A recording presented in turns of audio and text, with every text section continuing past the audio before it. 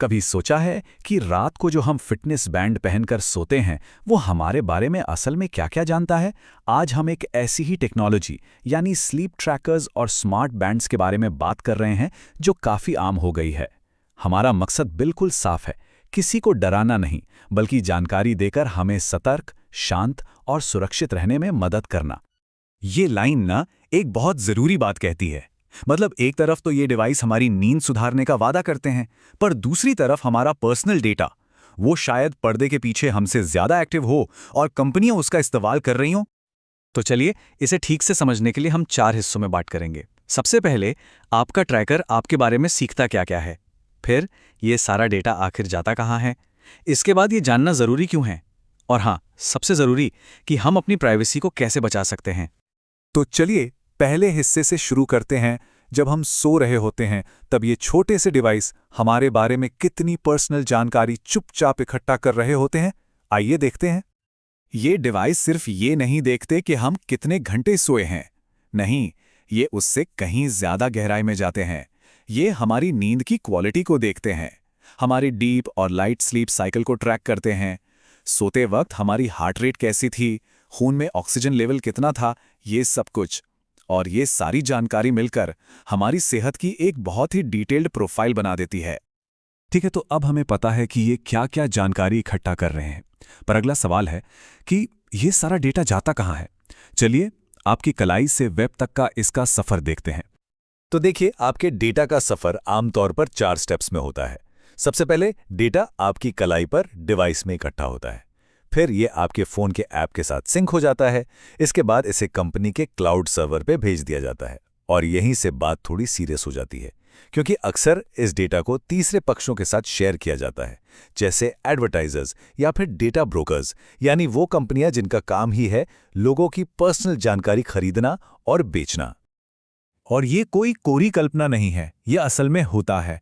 2023 का एक real case देखिए।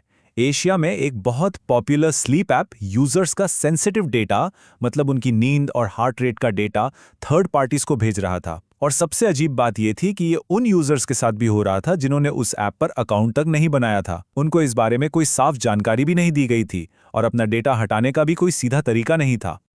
तो सवाल ये है कि इस सबसे हमें क्या फर्क पड़ता है, मतलब इस डेटा शेयरिंग का असल दुनिया में क्या असर हो सकता है, हमें इसकी परवाह क्यों करनी चाहिए।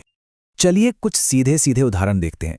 मान लीजिए आपका ऐप दिखाता है कि आपकी नींद की क्वालिटी अच्छी नहीं है, तो हो सकता है कि अचानक आपको सोशल मीडिया पर नींद की गोलियों या नए गद्दों के ऐड दिखने लगें।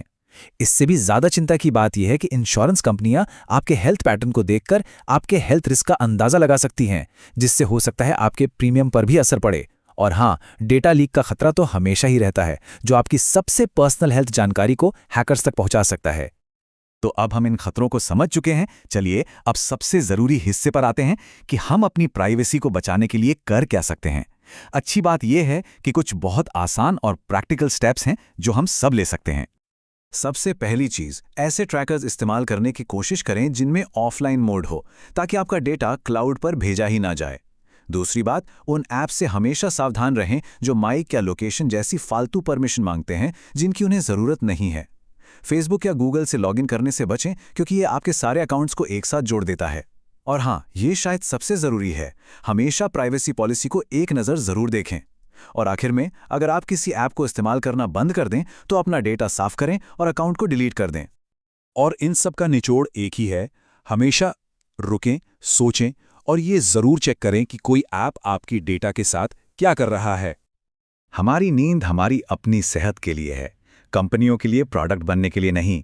ये बहुत पर्सनल है, तो आराम भी करें और अपनी प्राइवेसी भी बनाए रखें। आज हमने जिस विषय पर बात की वो उन कई चुनौतियों में से सिर्फ एक है जिनका हम सब इस डिजिटल दुनिया में सामना करते हैं। देखिए, मकसद किसी टेक्नोलॉजी से या किसी से डरना नहीं है, बस जानकारी रखना और सावधान रहना है, क्योंकि जागरूकता ही सुरक्षा है। अगर हम सतर्क रहेंगे तो हम सुरक्षित रहेंगे। हमारे साथ जुड़ने के लिए धन्यवाद। सुरक्षित रहें, जागरूक रहें और हाँ, इस जानकारी को अपने परिवार और दोस्तों के साथ जरूर शेयर करें।